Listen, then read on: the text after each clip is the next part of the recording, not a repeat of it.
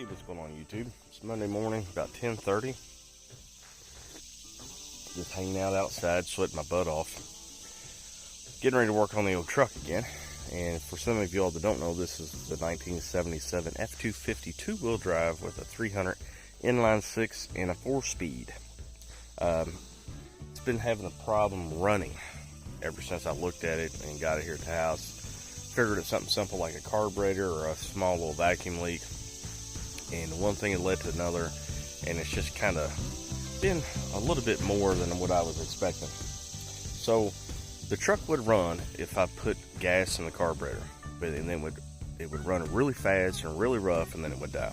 So I'm like, okay, so there's a vacuum leak someplace. So I got to looking at the carburetor, changed all the hoses and stuff like that, and then I noticed, hey, look, a hummingbird, squirrel. So the fast idle screw on the carburetor was turned all the way in. So I backed it out 1.5 turns, and then it would start from inside of the truck, but still would have the stupid fast idle, extremely rough. Out of gear.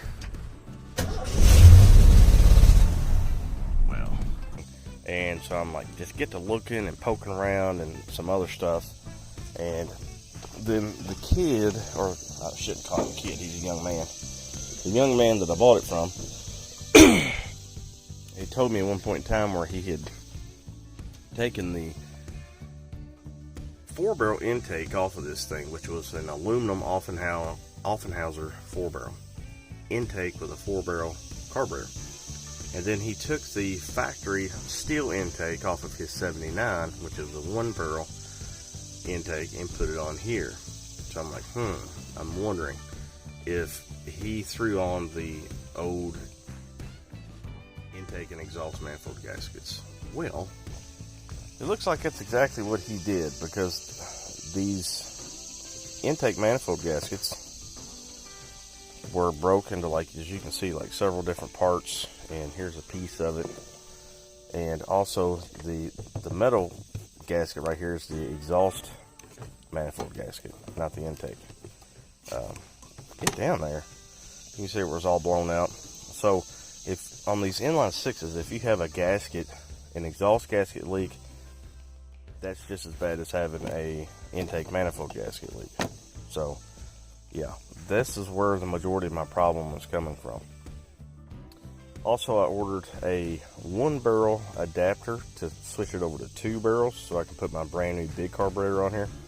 That'll be in the mail Wednesday, so I'm going to try that. Another thing is the exhaust manifolds. Okay, here are the exhaust manifolds. I was going to take them up to the top of the hill and see if my buddy Davey could repair them, but I remembered I'm on quarantine. I can't really leave, so I don't want to go up there just yet. So this manifold, I can't tell if this is a crack or if that's just where the metal has flaked off. I don't really see any other. This may be a crack here. Yeah, I can actually see it. There's a crack here. And then this one over here has definitely got a crack all the way through here. And having a crack in your exhaust manifold, that will actually cause these inline sixes to kind of chug a little bit. And so that's going to either have to be repaired or fixed. And there's a, whoever did this welding job sucked. So yeah, big exhaust leak right here. They just didn't even pay attention to that. And then this is leaking all around here. So both these exhaust manifolds need to be repaired. But that's not even the main issue, I think. Let's go back to the motor. Did I say let's go back to the motor? Let's go back to the intake manifold. Yeah, this is the bottom. This right here is for, I think it's called a heat riser that bolts up to here. This is where the original exhaust manifold for this intake is supposed to bolt here. Those over there for something that's non-EGR. It's for older inline six, I believe. So I need to have the actual bottom part of this to get this whole system to function properly, I believe. It might not be necessary, but I would still like to have whatever's supposed to go here. The original factory exhaust manifold that goes with this intake manifold. So I think the kid's going, or the young man is trying to find that for me. If not, I'll have to buy this, which is another $150. So I'm narrowing down the problems, but I didn't necessarily want to have to break it down this far, which it really isn't that big of a deal. But I was hoping to have this truck running and driving in like a week. Yeah, it's not gonna happen now. It all comes down to money. So what I've basically decided to do is go ahead, tear down the block, not tear down the block, but take all the accessories off of the block, because I want to get in here better and look at these motor mounts, which the motor mounts are pretty roached. And the perches are dumb, but they're working for right now, so I'll just have to see how they're gonna go. But I'm gonna take the power steering pump off and take the coil off. I might pull the distributor out, because what I'm gonna do is just strip this thing down and clean it. Make sure there's no other leaks as far as over here where the check your valves or whatever the hell you check over here. Not valves, lifters and all that goodness goes in that little red box where that lid is. I'm dumb, I know. And I can't even talk. I blame that on medication.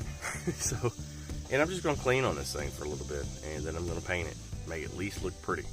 But yeah, that's where I'm at so far on the truck. Oh, and I just noticed something else.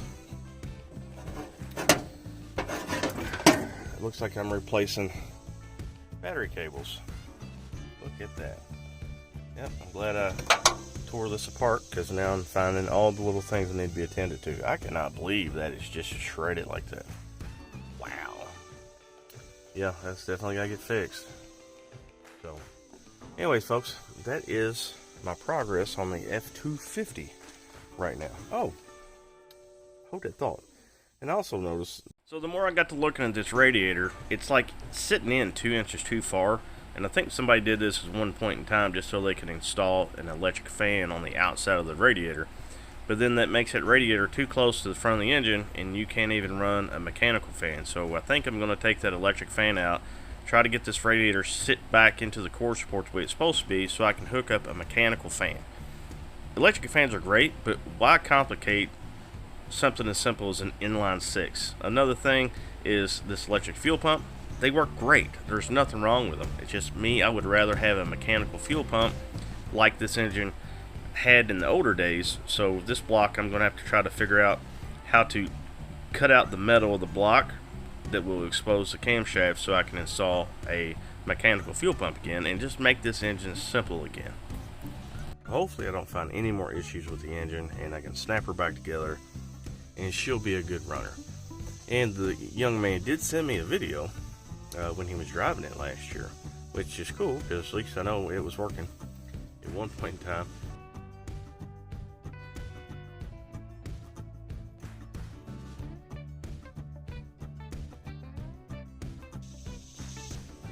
You can see it's cruising right on down the road. So yeah, I'm really looking forward to getting to driving this thing. I'm ready to shift the gears a little bit. I think it's about it as far as things that might need to be replaced. I do know the brake pedal is awful hard on this thing, so I'm thinking maybe the vacuum boost might be kind of wore out. That might be something I'm going to replace too while I'm doing all this stuff, because I want to make a good driver, you know. And when I say vacuum boost, for some of you who don't know, it's this thing right here. But yeah, I think that's about it, folks. So anyways, hope you all like this video, and I'll see you in the next one.